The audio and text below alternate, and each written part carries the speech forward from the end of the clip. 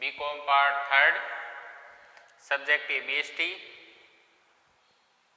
Auditing and management accounting paper, और lesson है ratio analysis. पिछली क्लास में अपन ने क्वेश्चन नंबर 4 तक देख लिया था। आज की क्लास में अपन क्वेश्चन नंबर 5 कर रहे हैं। देखिए क्वेश्चन नंबर 5 क्या है। नीचे दिए गए समग्र बिरला लिमिटेड के 31 मार्च 2016 के लेखों से लिए गए हैं। The following data are being taken from the records of Birla limited as on 31 March 2016। Cash and cash equivalent आप देखिए, कैश एंड कैश एक्विवेलेंट मैंने बोर्ड पर लिख दिया है। Cash 25,000, revenue from operation, revenue from operation का मतलब सेल्स भी होता है, यानी sales 53,000। Next trade receivable, trade receivable बोल दो या ट्रेड डेटर्स बोल दीजिए आप, एक ही बात है, वो 12,000 रुपये। इसके नेट लिखा हुआ है कॉस्ट में, इसका मतलब यदि कोई बैड डेब्ट्स वगैरह है तो वो लेस हो रखा है, ठीक है। नेट का मतलब यहाँ पर ये है। फिर है परचेज, परचेज 34,000। उसके बाद में इन्वेंट्री, इन्वेंट्री का दूसरा नाम स्टॉक भी होता है, वो 8,000 है। उसके बाद में है परचेज रिटर्न, जो अपन 750 रुपये है, जो अपन परचेज में से लेस करेंगे, परचेज रिटर्न। उसके बाद में है prepaid expenses, prepaid expenses, prepaid expenses है अपना 2,000 रुपये। उसके बाद में है ट्रेड पेबल, ट्रेड पेबल का दूसरा नाम ट्रेड क्रेडिटर्स भी होता है, वो है अपने 15,000 रुपये। इस तरह से क्वेश्चन मैंने पूरा बोर्ड में लिख दिया है आपके लिए, ताकि अच्छी तरह से समझ में आ जाए। फिर लिखा हुआ है उपरोक्त सूचना के आधार पर निम्न की गणना कीजिए। On the basis of above information compute the following. First A है वर्किंग कैपिटल रेशो, तो वर्किंग कैपिटल रेशो का दूसरा नाम करंट रेशो भी होता है। दूसरा है एसिड टेस्ट रेशो, इसका दूसरा नाम लिक्विड रेशो होता है। फिर है इन्वेंट्री टर्नओवर रेशो, इसका दूसरा नाम स्टॉक टर्नओवर रेशो होता है। उसके बाद में ट्रेड रिसेबल टर्नओवर यानी डेटर्स टर्नओवर रेशो, और एवरेज पेमेंट पीरियड मतलब क्रेडिटर्स पेमेंट पीरियड। ये अपन को 5 चीज़ें निकालनी है। ये रेशो दे रखे हैं। सबसे पहले स्टार्ट करते हैं अपन वर्किंग कैपिटल टर्नओवर रेशो, इसका दूसरा नाम करंट रेशो भी होता है। करंट रेशो का फॉर्मूला होता है करंट एसेट्स बटा करंट लायबिलिटीज। चलिए करंट एसेट्स अपन कैलकुलेट करते हैं। करंट एसेट्स में क्या क्या चीज़ें हैं, एक तो अपना केस है, एक ट्रेड रिसेबल है ये वाला, और एक है inventory and stock plus prepaid expenses. ये चीज़ें अपनी है करंट एसेट्स इस क्वेश्चन में। तो अपना केस तो है 25,000, आप देख लीजिए। ट्रेड डेटर्स आपका है 12,000 रुपये, और इन्वेंट्री आपकी है 8,000। उसके बाद में प्रीपेड एक्सपेंसेस आपका 2,000 रुपये।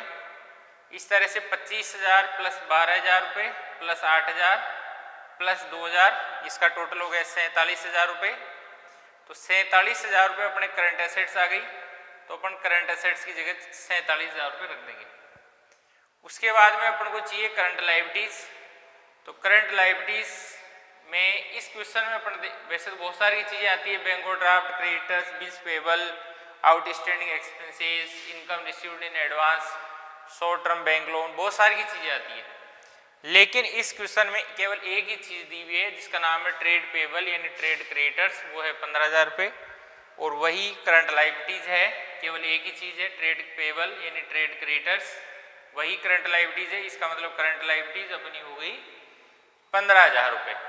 तो 15,000 रुपये अपनी करंट लायबिलिटीज हो गई है। तो करंट एसेट 47,000, 47,000 में 15,000 रुपये का अपन डिवाइड करेंगे, मतलब भाग देंगे, तो 3.13 करंट रेशो अपना आ गया है, ठीक है। दूसरा है बी एसिड टेस्ट रेशो, जिसको लिक्विड रेशो बोलते हैं। इसका फॉर्मूला होता है लिक्विड एसेट्स बटा करंट लायबिलिटीज। तो करंट लायबिलिटीज तो वही ले लेंगे जो वर्किंग कैपिटल रेशो यानी करंट रेशो में अपन ने यूज किया था, यानी करंट लायबिलिटीज अपनी है 15,000 रुपये, वही 15,000 रुपये यहाँ पर करंट लायबिलिटीज काम मिलेंगे।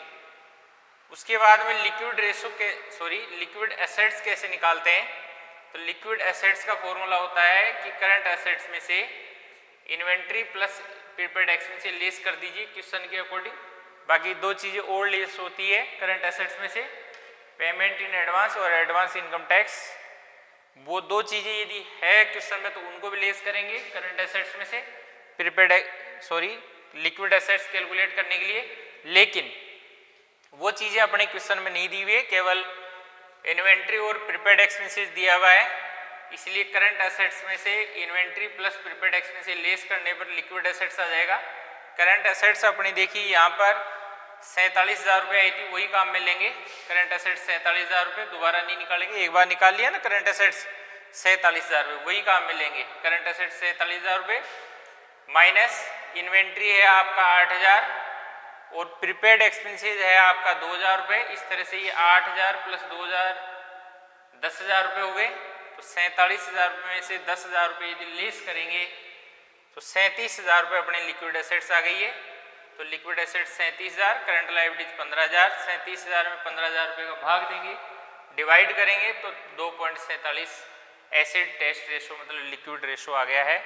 सी इन्वेंट्री टर्नओवर रेशो, जिसका दूसरा नाम स्टॉक टर्नओवर रेशो भी होता है, इसका फॉर्मूला होता है कॉस्ट ऑफ गुड सोल्ड या नेट सेल्स बटा एवरेज स्टॉक या क्लोजिंग स्टॉक। तो या कर करके लिख रहा हूं मैं, इसका मतलब क्वेश्चन के अकॉर्डिंग फॉर्मूला लगेगा। तो कॉस्ट ऑफ गुड सोल्ड अपने इसमें दी भी नहीं है, कैलकुलेट नहीं कर सकते। और नेट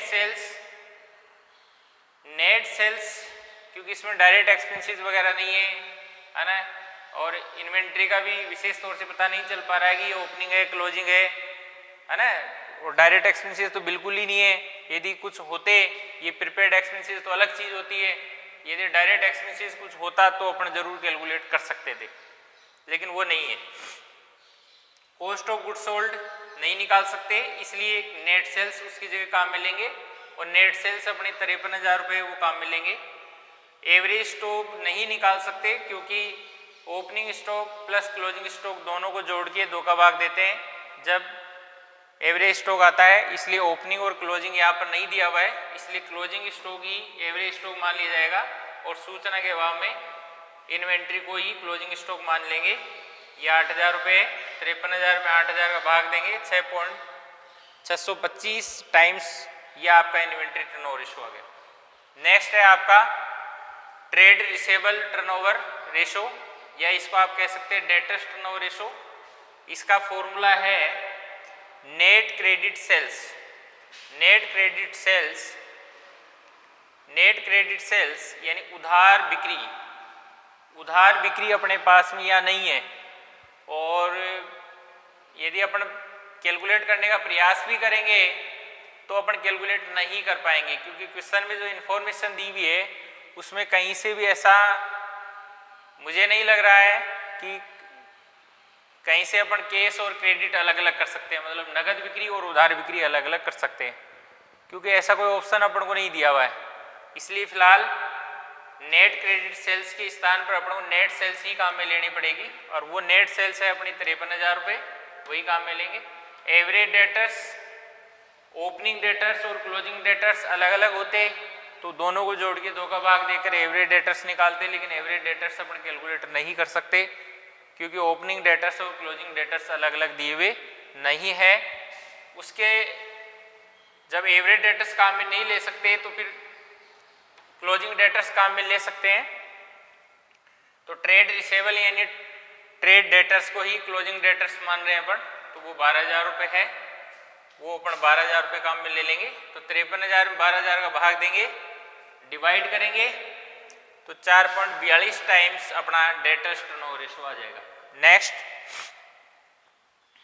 एवरेज पेमेंट पीरियड का दूसरा नाम क्रेडिटर्स पेमेंट पीरियड भी होता है, और क्रेडिटर्स पेमेंट पीरियड का फॉर्मूला होता है 365 भाग क्रेडिटर्स टर्नओवर रेशो। ठीक है, 365 भाग creditors turnover ratio.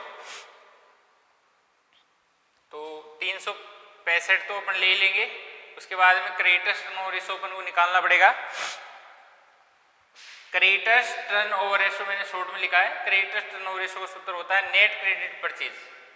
Net credit purchase का मतलब उधार क्रय, उधार खरीदा हुआ माल वो लिखेंगे, लेकिन उधार खरीदा हुआ माल अपन यहाँ से कैलकुलेट नहीं कर सकते कि कितनी क्रेडिट परचेज है, तो नहीं है इन्फॉर्मेशन तो फिर नेट परचेज अपन काम में ले लेंगे। ठीक है, नेट परचेज कैसे आएगी? जो आपकी परचेज दी हुई है 34,000, उसमें से आप परचेज रिटर्न लेस कर दीजिए 750। 34,000 में 750 यदि अपन परचेज रिटर्न लेस कर देंगे तो नेट परचेज आ जाएगी। उसके बाद में एवरेज क्रेडिटर्स है, तो एवरेज क्रेडिटर्स भी यहाँ पर अपन कैलकुलेट नहीं कर सकते हैं क्योंकि ओपनिंग और क्लोजिंग क्रेडिटर्स नहीं दिए हुए हैं, केवल अपन को ट्रेड पेबल यानी ट्रेड क्रेडिटर्स दिए हुए हैं, तो उनको क्लोजिंग क्रेडिटर्स मानते हुए एवरेज नहीं करेंगे। उनका जो दिया हुआ वही एवरेज के बराबर है, यानी 15,000 रुपये लेंगे। 34,000 में 750 लेस करेंगे तो 33,250 बचेंगे, उसमें 15,000 का भाग देंगे 2.2166, ये आपका क्रेडिटर्स टर्नओवर रेशो आएगा। आगे देखिए, जब अपना क्रेडिटर्स टर्नओवर रेशो आ गया 2.2166, तो 2.2166 का यहाँ भाग देंगे 365 में, तो ये अपना आ जाएगा, ये थोड़ा मैंने ऊपर लिख दिया 164.6, ये आएगा आपका 164.6, 164.6, या इसको अपन राउंड ऑफ करके कह सकते हैं 165 डेज राउंड ऑफ हो जाएंगे, क्योंकि दिन को राउंड ऑफ अपन कर रहे हैं। ठीक है, तो 365 में 2.2166 का भाग देंगे तो 164.6 आएगा, या इसको राउंड ऑफ करेंगे तो 165 डेज हो जाएंगे। ठीक है, इस तरह से बहुत आसान है। तो आप यदि क्वेश्चन के डेटा जो भी दिए हुए हैं, इंफॉर्मेशन दी हुई है, उसको लेकर और साथ में आप फॉर्मूला का ध्यान रखते हुए यदि क्वेश्चन को करने की कोशिश करेंगे तो बिल्कुल आपको निश्चित रूप से क्वेश्चन आएगा। और आपने देखा ही नहीं है कि फॉर्मूला क्या है, क्वेश्चन में क्या इंफॉर्मेशन है, और आपने सोच लिया कि रेशो तो बहुत ही हार्ड चैप्टर है, तो ऐसा सोचेंगे तो फिर कभी नहीं आएगा। ठीक है ना। और क्वेश्चन को आप एक बार करने की कोशिश करेंगे, जब ये चीज़ें पता चलेगी कि अपने एवरेज कर सकते नहीं कर सकते, है ना, नेट क्रेडिट परचेज या नेट क्रेडिट सेल्स निकाल सकते कि नहीं निकाल सकते, क्वेश्चन में किस तरह की इंफॉर्मेशन दी हुई है, तो वो धीरे धीरे क्वेश्चनों के माध्यम से आप इस चीज़ें, प्रैक्टिकल के माध्यम से आप ये चीज़ें सीख जाएंगे। इसके लिए आपको काफ़ी सारे क्वेश्चनों का अभ्यास करना पड़ेगा। मतलब जितने क्वेश्चनों का आप अभ्यास करेंगे, प्रैक्टिस करेंगे, उतनी ही आपकी नॉलेज चैप्टर के प्रति बढ़ जाएगी। तो मैं यही कहूँगा कि आप क्वेश्चनों को भी एक बार जो मैं बता रहा हूँ उनको आप बिना देखे करने की कोशिश करें, और एग्जाम्पल्स तो आप करते रहें। ठीक है, और मैक्सिमम से मैक्सिमम आप क्वेश्चन करने की कोशिश करें। आगे जैसे मान लीजिए मैं नेक्स्ट क्वेश्चन बताऊं, उससे पहले भी आप उस क्वेश्चन को करने की कोशिश कर सकते हैं, ताकि आपको 60-70% भी क्वेश्चन आता है। और फिर क्या प्रॉब्लम रह जाती है वो नेक्स्ट वीडियो के माध्यम से जब आप देखेंगे तो आपको और क्लियर हो जाएगा। कुल मिलाकर आप प्रयास करते रहिए, बिल्कुल आपको आएगा, बिना प्रयास नहीं आ सकता। ठीक है ना। Thank you.